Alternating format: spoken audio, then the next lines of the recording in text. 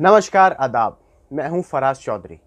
आज की वीडियो में बात करेंगे जो इस वक्त की सबसे बड़ी 5 खबरें हैं, जो खबरें शायद आपको पता हो और शायद नहीं भी पता हो।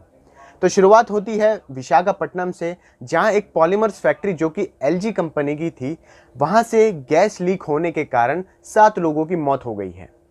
अब जो गैस लीक हुई है उसे स्टीरेन के नाम से जाना जाता है। ये गैस उन्हीं फैक्ट्रियों में मदद करती है polystyrene plastics, fibre glass, rubber और लेटेक्स बनाने में। यह घटना सुबह 2:30 बजे घटी थी।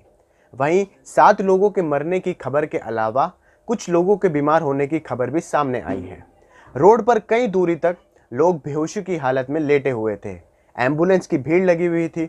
लोग किसी न किसी तरह हबड़-दबड़ी में अपने परिवार वालों को हॉस्पिटल ले जा रहे थे, जो कि उस गैस के संपर्क में आ गए थे। अब यह घटना शायद आपको याद दिलाती होगी उस 1984 की भोपाल की घटना से, जिसे हम भोपाल गैस ट्रेजेडी के नाम से जानते हैं। वहां भी सेम यही हुआ था। एक प्लांट के गैस लीक होने के कारण करीब 3500 लोगों की मौत हो गई थी।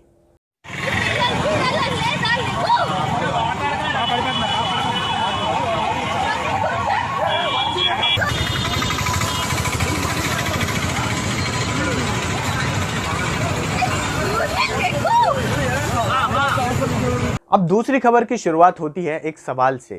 क्या गंगा जल का पानी कोविड-19 का इलाज है या नहीं? इसकी शुरुआत होती है जब एक एनजीओ अतुल्य गंगा ने मिनिस्ट्री ऑफ जल शक्ति को एक प्रपोजल भेजा कि गंगा के पानी की जांच कराई जाए कि ये कोविड-19 यानी कोरोना वायरस का इलाज है या नहीं। इसके बाद मिनिस्ट्री ऑफ जल शक्ति ने आईसीएमआर यानी Indian council of medical research को नोटिस भेजा कि आप इस विषय पर जांच करें। अतुल्य गंगा नामक एनजीओ का कहना था कि जो गंगा का पानी है उसमें एक निंजा वायरस है, जिसे बैक्टीरियोफेज कहा जाता है, जो कि खतरनाक बैक्टीरिया को मार देता है, उन्हें खा जाता है। अब इसके बाद अलग अलग डिपार्टमेंट्स ने आईसीएमआर को लेटर लिखा कि आप इस मामले में जांच करें। आईसीएमआर ने उसके बाद कई मीटिंग्स करी, पर उन्होंने इस पर आगे रिसर्च करने से मना कर दिया। उनका कहना था कि अभी हम प्लाज्मा थेरेपी पर ट्रायल कर रहे हैं, उस पर रिसर्च कर रहे हैं, तो अभी किसी और विषय पर ध्यान देना बहुत मुश्किल है। और इस बात का कोई ठोस प्रमाण भी नहीं है कि गंगा के पानी में जो बैक्टीरियोफेज है वो कोविड-19 का पक्का इलाज हो सकता है या नहीं। क्योंकि मैं आपको थोड़ा लॉजिक बता देता हूं कि जो गंगा के पानी में बैक्टीरियोफेज है वो खतरनाक बैक्टीरिया को तो मार सकता है, पर कोरोना को नहीं, क्योंकि जो कोरोना है वो एक वायरस है और एक बैक्टीरिया वायरस को मार नहीं सकता। इसके लिए हमें कई सालों तक बहुत बड़े लेवल पर रिसर्च करने की ज़रूरत है। और आपको अभी क्या लगता है, इस वक्त क्या हम कोई बहुत बड़े टाइम तक चलने वाली कोई बहुत बड़े लेवल पर रिसर्च करने की स्थिति में हैं या नहीं? अभी हम प्लाज्मा थेरेपी पर बात कर रहे हैं और शायद आगे चलकर कल को वो बहुत कामगार साबित भी हो जाए। कल को कोई यूं भी कहने लगे कि भाई यमुना के पानी में कैंसर का भी इलाज है। कल को कोई यूं कहने लगे कि हिमालय पर जो ठंडी हवाएं चलती हैं, अगर आप उनको अपने शरीर के अंदर लेंगे तो आपके अंदर वो जो कोरोना है वो हमेशा के लिए मर जाएगा, आपको कभी कोरोना ही नहीं होगा। तो हम कैसे विश्वास कर लें ऐसे बिना ठोस प्रमाण की बातों पर? अभी हमें ज़रूरत है कि हम दवाई की तरफ बढ़ें, इसके इलाज की तरफ बढ़ें और हम अपने लेवल पर जो कर सकते हैं उसे पक्के तौर पर करते रहें। अब तीसरी खबर आ रही है इटली से, जहां के रिसर्चर्स ने यह दावा किया है कि उन्होंने कोरोना का इलाज ढूंढ लिया है। मतलब कोरोना के लिए वैक्सीन अब तैयार की जा चुकी है। टाकिस नाम की एक फर्म है जो दवा बना रही है। उनका कहना है कि इस वैक्सीन ने लिविंग सेल्स में कोरोना को मार दिया है। पर आपको यह भी बता दूं कि अभी इस वैक्सीन का जो ट्रायल हुआ है वो सिर्फ चूहे पर हुआ है। जहां इस वायरस को सेल्स तक नहीं पहुंचने दिया है, उसे पहले ही खत्म कर दिया है और चूहे की बॉडी में एंटीबॉडीज भी डेवलप की जा चुकी हैं। तो आपको थोड़ा सा और इंतज़ार करना पड़ेगा, क्योंकि ये जो वैक्सीन है इसका जो ह्यूमन ट्रायल होगा, जो मनुष्य परीक्षण होगा, वो गर्मियों के बाद होगा, यानी समर्स के बाद होगा।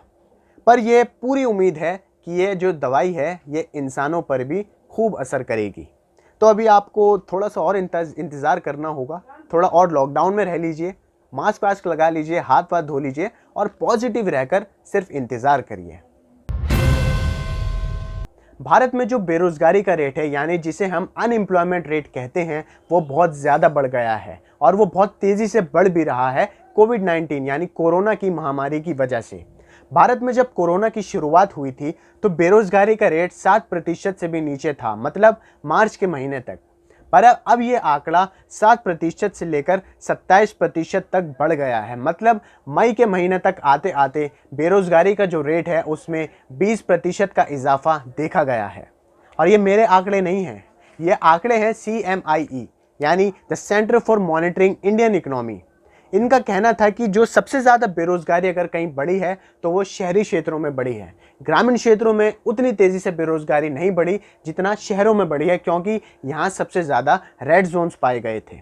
अब ये सारी बातें सुनकर आप समझ रहे होंगे कि सरकार ने बार बार ज़ोर ज़ोर से ये ऐलान किया था कि कोई भी कंपनी किसी को नौकरी से नहीं निकालेगी, उनकी तनख्वाह नहीं काटेगी, तो फिर ये बेरोजगारी इतनी तेज़ी से कैसे बढ़ रही है।